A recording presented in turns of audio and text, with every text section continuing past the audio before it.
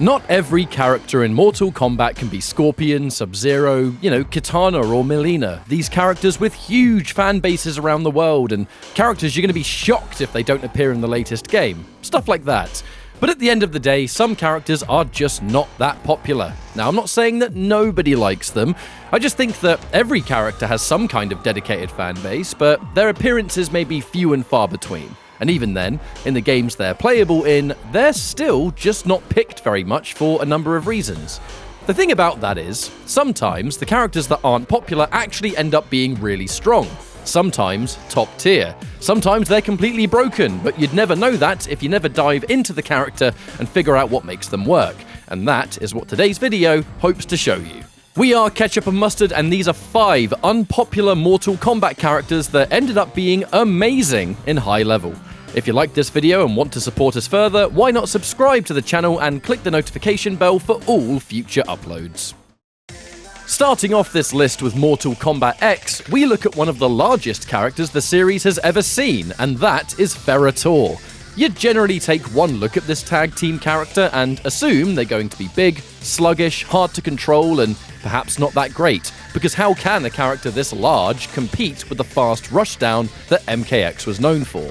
From patch to patch, Ferator would change in various ways, and I know that in the final patch, a variation like Lackey got hit super hard by the armored launcher changes, but in general, Ferator is known to be a very dangerous character, especially in the right hands, and that's because of their immense damage output and unbelievable range.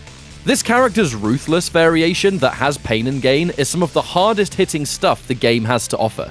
And not only does this special move grant masses of extra damage, it provides rushdown up close because you can cancel out of it, which means stuff on block and hit. Ferator had masses of range, especially on low pokes, standing jabs, and even a neutral jump punch.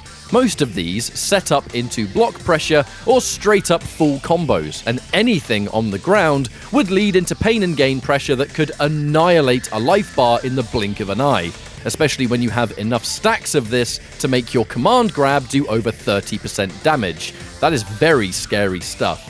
Now, this character was never popular in tournament play, but there were definitely godlike players of this character all the same.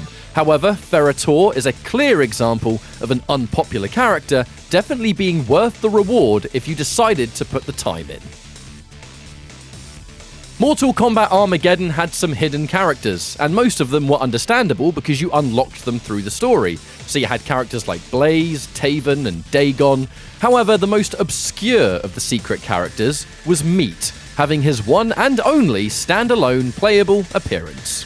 A character who used Su Hao's wrestling stance from Deadly Alliance, this character was actually one of the game's more dangerous characters in the tier list, with just one problem. For the most part, of all the playable characters in a game that is known for featuring everyone in the series at that point, why would you ever want to play as Meat? Well, how about a character with a one-button command grab infinite against the wall? Followers of this channel will already know this, but for anyone new, here is a quick version. This one-button command grab is a hard knockdown with a set wake-up timing.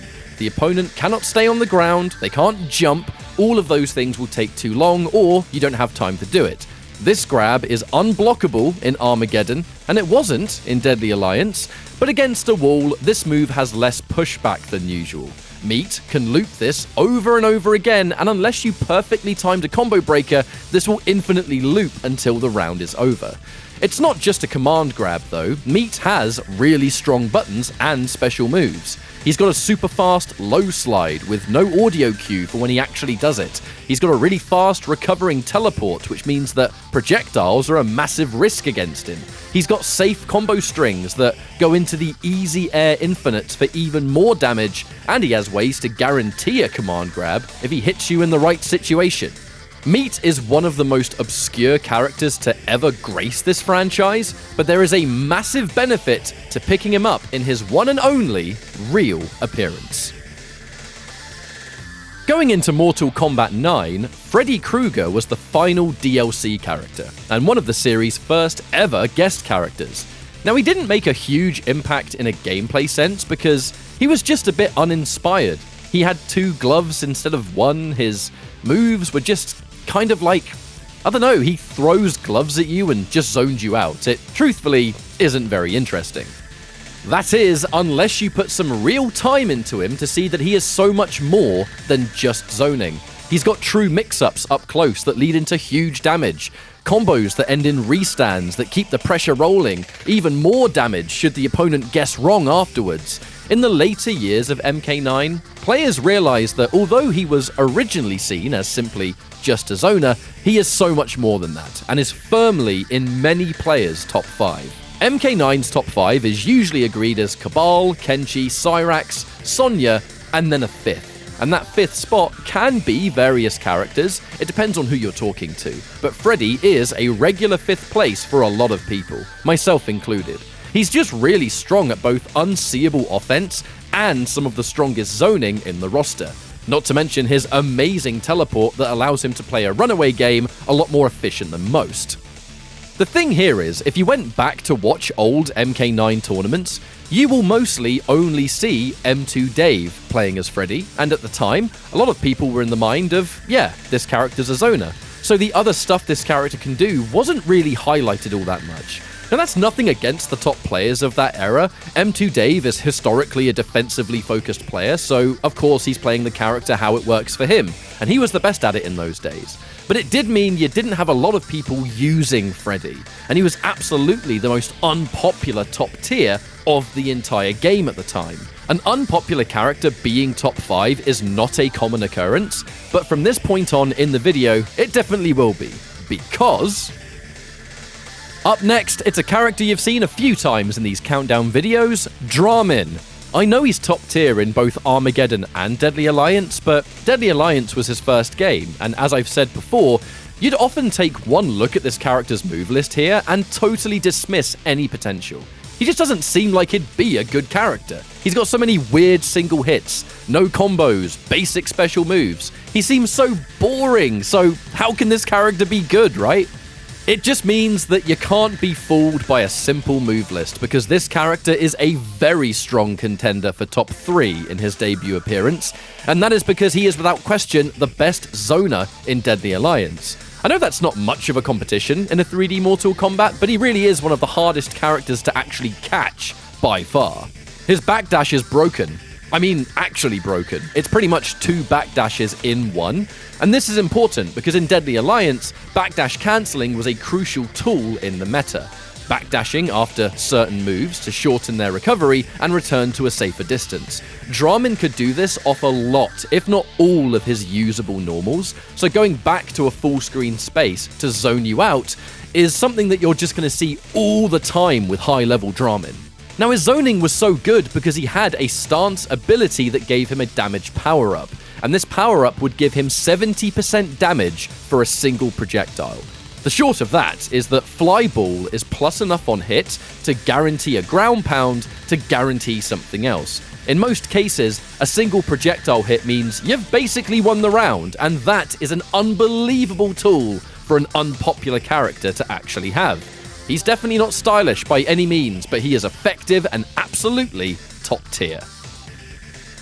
And our final entry is who many consider to be the strongest character in Deception once you look past Dairu and the Tombstone drop. Cobra, of all characters, has some incredibly strong fundamentals, and the ability to abuse the mechanics of Deception to get success. Now, many of the top tier characters in this game are only really there because of how hard they abuse the bugs and unintended features. But the thing is, Cobra can do all of those things and has amazing tools in his own right. One of the stronger tools this character has is a throw infinite against the wall, as when timed correctly, a walk-up throw is unavoidable due to Deception often allowing throws to work for free if you sidestep as they stand up.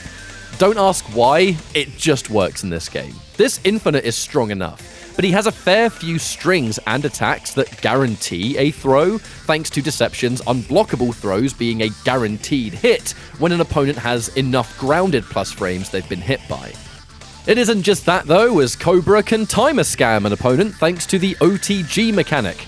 where basically an opponent can't block for a short time while standing up off the ground. This means that your first hand-to-hands forward 2 into walk-up standing 4 may do little damage when you loop it, but it keeps the combo going and it can work the clock down to 0.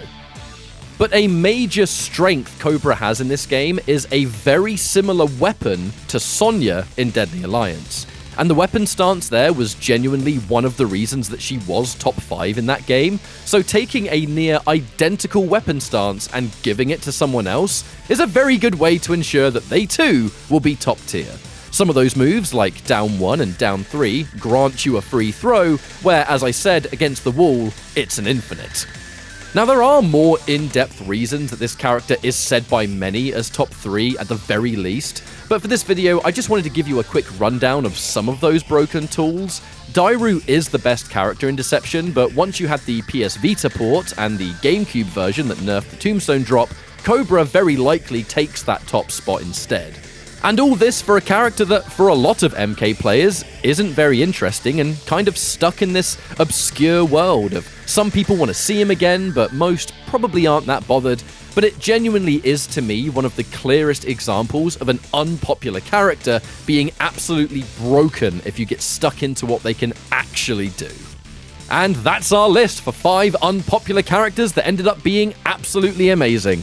Let us know what you'd like to see us cover on this countdown series. Stick around for more MK content to come, and I will see you next time. Take care.